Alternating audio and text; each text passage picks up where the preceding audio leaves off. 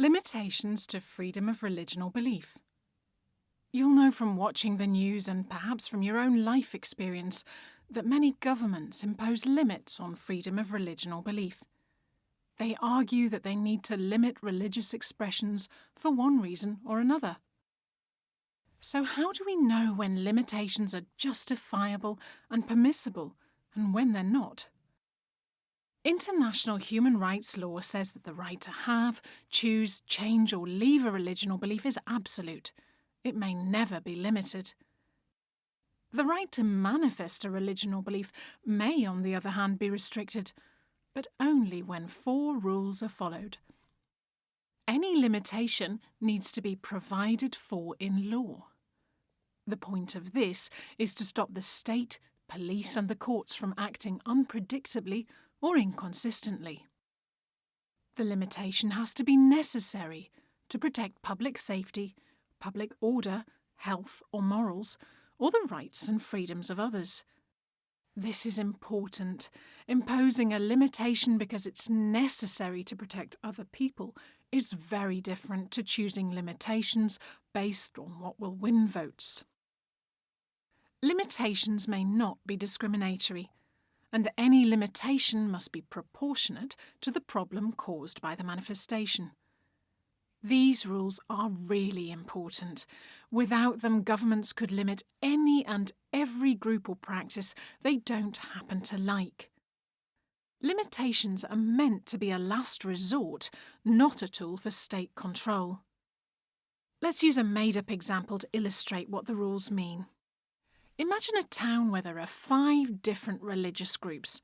All of them have places of worship and they all make a certain amount of noise which isn't appreciated by the neighbours. But the police only receive complaints about one small, unpopular group. High levels of noise are bad for health, and public health is a legitimate ground for limitations. So what should the local authority do? What kind of regulations are necessary, non-discriminatory and proportionate to protect public health? In this case, a general law regulating the volume permitted for all public meetings would be appropriate, a law that applies equally to all religious groups and to others. If any group exceeds the volume, it would be proportionate to require them to turn it down or face a fine. It would not be proportionate to demand complete silence or to ban them from meeting altogether. And the police would have to enforce the law equally, even if they only receive complaints about unpopular groups. That's a fairly minor, simple example. When we look at major violations of freedom of religion or belief, it's usually easy to see that these rules are being ignored because the restrictions are so obviously unnecessary, discriminatory or disproportionate. Some countries ban all religious activities that take place outside buildings registered for the purpose. This makes it illegal to say a prayer of thanks with guests before you eat dinner in your home. This limitation is obviously not legitimate. But there are lots of controversial cases. Is it okay for a town mayor in France to ban burkinis, swimming costumes that cover everything but the face and feet, or for authorities in parts of India to limit the right to tell others about your beliefs? In this presentation, we're going to look at the 7 questions courts should ask to determine if limitations are legitimate. Hopefully this will help you to assess limitations that you encounter. When a state places restrictions, the first question to ask is if the limitation interferes with the absolute right to have or adopt a religion or belief, or with the right to manifest it. If the absolute right is being limited, then the state's actions are not legitimate. But if a manifestation is being limited, we move on to our next question. Is the behaviour being limited a manifestation of religion or belief, or just a behaviour? The things we do are often guided by our beliefs, but not everything we do is a protected manifestation of religion or belief. When someone complains that their right to manifest has been limited, courts start by deciding if the behaviour concerned is a manifestation of religion or belief. They do this by looking at the connection between the behaviour and the belief to see if they're intimately linked. Sometimes this is easy. Going to church is intimately linked to Christianity, and fasting is intimately linked to Islam. But it's not always simple. For one Christian, wearing a cross isn't important. For another, it's a deep expression of religious identity. And Muslim women have different beliefs about head coverings. It's not the role of the courts to decide which beliefs are correct. In deciding what counts as religious manifestation, courts face the risk of making judgments on doctrine that give preference to some theological interpretations over others. Human rights are held by individuals, so courts increasingly look at the beliefs of the person concerned instead of institutional doctrines, and reason that if that person considers an action to be a religious manifestation, then for them it is.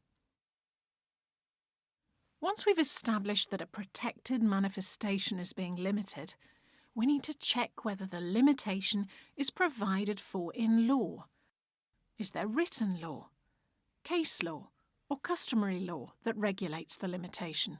Or is it being imposed by officials without any legal basis? If there's no legal basis, the limitation is not legitimate. The next step is to assess whether the limitation is necessary to protect a legitimate ground. To answer this, we first need to check if there's a direct link between the practices being limited and one of the legitimate grounds, and secondly check if the limitation is necessary. Let's look at each of these questions in turn. Under international law, the only legitimate grounds to limit freedom of religion or belief are the protection of public safety, public order, health or morals, or the rights and freedoms of others. So how does the behaviour being limited threaten these grounds? And is there evidence of this? The state has to demonstrate a direct link between the practices being limited and one of these legitimate grounds. The Hindu caste system divides people into higher and lower castes and casteless groups. Casteless groups face massive discrimination and social and economic disadvantage. Some temples used to bar casteless Hindus from entering. India abolished the caste system in 1949, and temples are no longer allowed to refuse entry to casteless Hindus. This limitation passes the test. There is a clear, direct link between preventing caste discrimination and protecting the rights and freedoms of others. But not all limitations have such a clear link, and sometimes governments misrepresent or misuse the legitimate grounds. Limitations to freedom of religion or belief often relate to public order. Public order laws regulate lots of things, including threats, assault, incitement to violence, and sometimes blasphemy. Freedom to manifest religion or belief necessarily involves the right to say what you believe to be true. Obviously, beliefs can be expressed peacefully or in ways that incite violence. Sadly, some people are so offended by the peaceful expression of beliefs other than their own that they respond with violence. Some states ban the peaceful expression of certain beliefs, arguing that they have legitimate public order grounds to do so because of the risk of mob violence. Indonesia bans the public expression of Ahmadi or atheist beliefs on this basis. As a result, victims of violence are sometimes charged with blasphemy or incitement instead of perpetrators being charged with assault. Laws like this don't reduce violence. Instead, they reinforce the idea that people who have the wrong beliefs should be punished. Another tricky ground to apply is public morals. Does everyone have the same morals? And whose morals are public? UN human rights experts say that the definition of public morals must come from many social, philosophical and religious traditions. In other words, you can't base limitations on the morals of the majority alone. It might surprise you that national security is not a legitimate ground for limiting freedom of religion or belief. Some governments demonise groups, especially groups that share the religion of an enemy country, calling them a threat to national security. The Convention writers agreed that public health, safety and order give enough scope for limitation, and that adding national security would risk making freedom of religion or belief inapplicable when it's most needed. So we've established that the state has to demonstrate a direct link, showing how the practices limited threaten a legitimate ground. We've also seen that it's important to check that the legitimate grounds are being interpreted and applied correctly. Let's move on to the second part of our question. Is the limitation necessary? Not desirable from a political or majority perspective, but necessary. Let's say that the government has shown that there is a direct link between the limitation they propose and the protection of the rights and freedoms of others. Is the threat serious enough to motivate a limitation? Will the limitation proposed be effective in protecting other people's rights? And are there other ways of solving the problem without limiting rights? If the problem isn't serious enough, if the limitation proposed won't contribute to solving it, or if there are other ways to solve it without limiting rights, then the limitation is not necessary.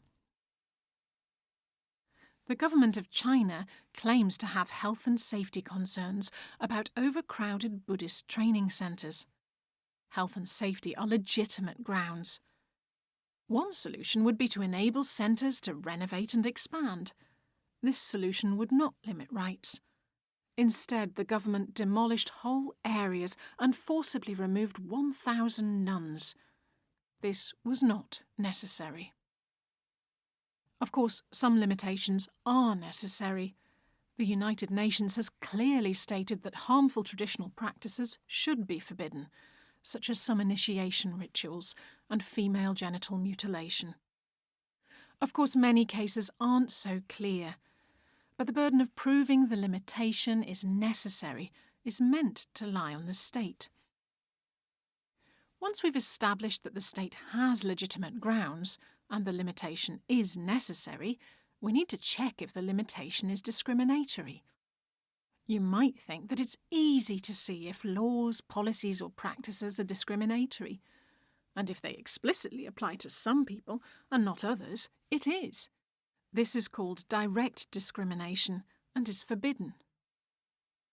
But sometimes laws that apply to everyone have a major impact on some people and no impact on others. This is called indirect discrimination. Let's return to our imaginary town and the noisy places of worship.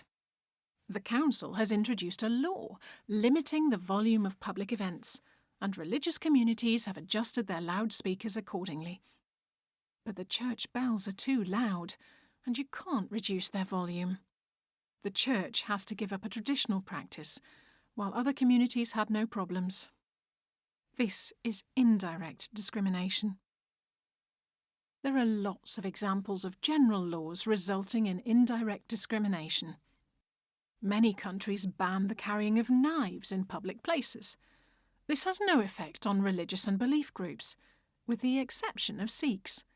Sikh men are required to wear a kirpan, a ceremonial knife, under their shirt, so the law limits the ability of Sikh men to fulfil their religious obligations. In some countries, planning regulations require new buildings to be approved by the owners of neighbouring properties. But neighbours can be prejudiced, so traditional groups find it easier to get planning permission than smaller, non-traditional groups. Policies and practices can also create problems. If a university always holds entrance exams on Saturdays, then Adventists and observant Jews are disadvantaged. Often workers from minority religious groups are required to take holiday in connection with majority religious festivals, instead of being allowed to take their leave in connection with their own festivals. Direct discrimination is always banned, but the courts should treat indirect discrimination as a practical problem to be solved wherever reasonably possible. And often simple solutions can be found. In our imaginary town, the council could grant an exception, allowing the church bells to ring on Sundays and religious festivals. In Sweden, university entrance exams used to be held only on Saturdays. They're now held on a Friday too. And uniforms in workplaces can often be adapted to include variations, like turbans. But courts recognise that it's not always possible.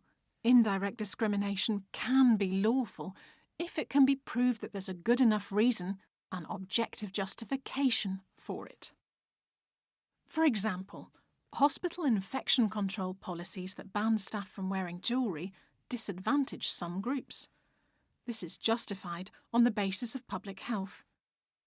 Public health is, of course, a legitimate ground for limitations to freedom of religion or belief. But in relation to indirect discrimination, courts accept other grounds too. For example, a company might argue that it would undermine company interests to change its policies.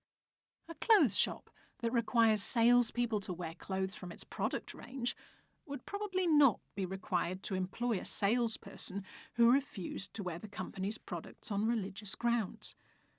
So while direct discrimination is banned, indirect discrimination is meant to be avoided as far as possible by finding reasonable ways to accommodate the needs of individuals and groups. Once we've established that the limitation is not discriminatory, we need to decide if it's proportionate. To what extent should the manifestation be limited? What should be banned? For whom? When and where? There's a huge difference between banning particular kinds of religious clothing for particular professions in particular kinds of workplace and banning everyone from wearing religious clothing on the street. So international courts look at proportionality. Courts in the United States apply an even stricter test. Limitations have to be applied in the least restrictive way possible. One final aspect that some courts take into consideration is the margin of appreciation. The world is diverse, and human rights principles can be put into practice in many different ways grounded in the national context. Because of this, some international courts apply a margin of appreciation, which basically means that national authorities understand the national context best and are best placed to formulate national law. So international courts grant them a degree of discretion. The question of how wide the margin for the state's discretion should be, and whether the courts give too wide a margin, is an important subject for debate. To sum up, in thinking about whether a limitation is permissible, we use the following process. Decide if a law limits the absolute right to have or change your religion or beliefs, or a manifestation. Determine if the behaviour limited counts as a protected manifestation. Check if the limitation has a legal basis. Determine to what extent the manifestation poses a threat to a legitimate ground for limitation, such as the rights and freedoms of others. Check if the limitation is directly or indirectly discriminatory, and consider if the limitation is proportionate to the threat posed and will be effective in meeting it. When we understand the arguments courts should use in order to comply with human rights, we can claim our rights more effectively. We can also contribute more fully to the public debate about whether the courts and the government are getting it right, or whether they are in fact violating freedom of religion or belief.